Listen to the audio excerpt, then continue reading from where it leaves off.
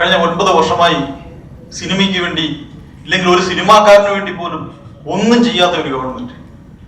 Cinema എന്ന് പറഞ്ഞു കഴിഞ്ഞാൽ പുറത്തിറങ്ങി നിൽക്കുന്ന ഒരു മിനിസ്റ്റർ. ആ രീതിയിലാണ് ഇന്ന് ഈ ഇൻഡസ്ട്രി മുന്നോട്ട് പോയിക്കൊണ്ടിരിക്കുന്നത്. ഉപദ്രവമല്ലാതെ ഈ ഗവൺമെന്റിനെ കൊണ്ട് സിനിമയ്ക്ക് ഇന്ന് വരെ ഒരു ഉപകാരങ്ങളും ഉണ്ടായിട്ടില്ല. തിയേറ്ററിൽ വന്ന് സക്സസ് ആവുന്ന സിനിമയിൽ കൂടെ മാത്രമാണ് സിനിമയ്ക്ക് നിലനിൽപ്പുള്ളത് എന്ന് കാലം തെളിയിച്ചുകൊണ്ടിരിക്കുന്നു. എല്ലാവർക്കും നമസ്കാരം. ഒപ്പം ഏവർക്കും ഓണാശംസകൾ.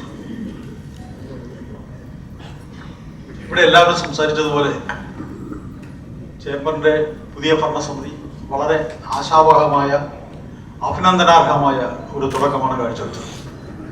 ഇത് ഞങ്ങൾ പ്രതീക്ഷിച്ചത് തന്നെയാണ്. കാര്യം ഫിലിം ചേംബറിലേക്ക് ഭാരവാഹികളെ തിരഞ്ഞെടുക്കുന്നത് പല സംഘടനകളും പ്രവർത്തിച്ച് പരിചയമുള്ളവരെയാണ് ഞങ്ങൾ പലരും എക്സിബിറ്റേഴ്സും ഡിസ്ട്രിബ്യൂട്ടേഴ്സും പ്രൊഡ്യൂസേഴ്സും കൂടി അതിന്റെ ഭാരവാഹികളായി തിരഞ്ഞെടുക്കപ്പെടുന്നത്.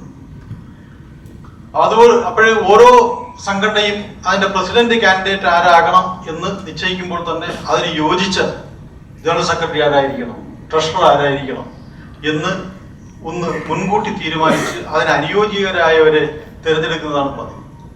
അത് ഇത്തവണ വളരെ അനുയോജ്യമായ രീതിയിലുള്ള തിരഞ്ഞെടുപ്പാണ് നടന്നത്. അതായത് പ്രസിഡന്റ് ശ്രീ അനിൽ തോമസിന് യോജിച്ച് വളരെ ഭംഗിയായി പ്രവർത്തിച്ചു കൊണ്ടുപോകാൻ പറ്റുന്ന ജനറൽ സെക്രട്ടറി ശ്രീ സോണി, അതിനോടനുബന്ധിച്ച് അവരോട് എല്ലാ കാര്യത്തിലും നിൽക്കത്തക്ക രീതിയിലുള്ള ട്രഷറർ ശ്രീ സെബാസ്റ്റ്യൻ, അതിനൊത്ത് എല്ലാ ഭരണസമിതി അംഗങ്ങളും.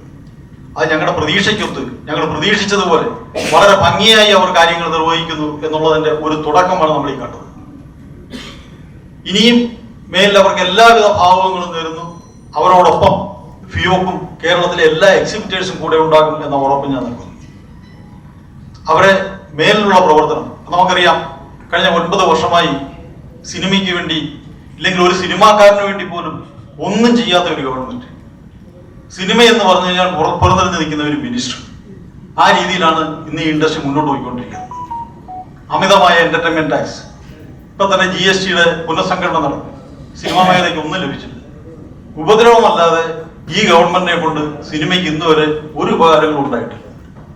അപ്പോൾ അത് ഗവൺമെന്റിനെ ബോധ്യപ്പെടുത്താൻ, നമുക്ക് അർഹമായ ആനുകൂല്യങ്ങൾ പിടിച്ചെടുക്കാൻ മുൻനിരയിൽ ചേംബർ ഉണ്ടാകും എന്ന് ഞാൻ പ്രത്യാശിക്കുന്നു. കൂടാതെ കഴിഞ്ഞ കുറെ നാളുകളായി തെളിയിച്ചുകൊണ്ടിരിക്കുന്ന ഒരു സംഭവമാണ് കാര്യം. സിനിമ എന്ന് പറയുന്നതിന്റെ നിലനിൽപ്പ് സിനിമ തിയേറ്ററിൽ കൂടി മാത്രമാണ്. തിയേറ്ററിൽ വന്ന് സക്സസ് ആവുന്ന സിനിമയിൽ കൂടെ മാത്രമാണ് സിനിമയ്ക്ക് നിലനിൽപ്പുള്ളത് എന്ന് കാലം തെളിയിച്ചുകൊണ്ടിരിക്കുന്നു.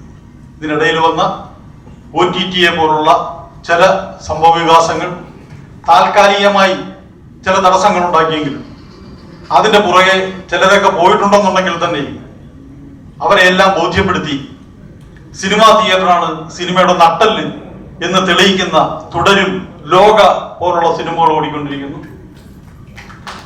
മേലിലും ആ രീതിയിലുള്ള ഉദ്യമം, സിനിമ തിയേറ്ററിൽ വന്ന് കാണുന്ന പ്രേക്ഷകനെ മനസ്സിൽ കണ്ടെടുക്കുന്ന ഓരോ സിനിമയും ഇതുപോലെ അർഹിക്കുന്ന വിജയം നിങ്ങൾക്ക് സമ്മാനിക്കും എന്ന് ഓരോരുത്തർക്കും ബോധ്യപ്പെടുത്തി നീങ്ങി അതിന്റെ കഥയും സംഭവങ്ങളും ഉണ്ടാക്കി സിനിമാ തിയേറ്ററിൽ വന്ന് കാണുന്ന പ്രേക്ഷകനെ മാത്രം മനസ്സിൽ ഉദ്ദേശിച്ചുകൊണ്ട് ഉണ്ടാക്കണമെന്ന് അഭ്യർത്ഥിക്കുന്നു. അതുകൂടി മാത്രമേ സിനിമാ തിയേറ്ററിൽ നിലനിൽപ്പുള്ളൂ.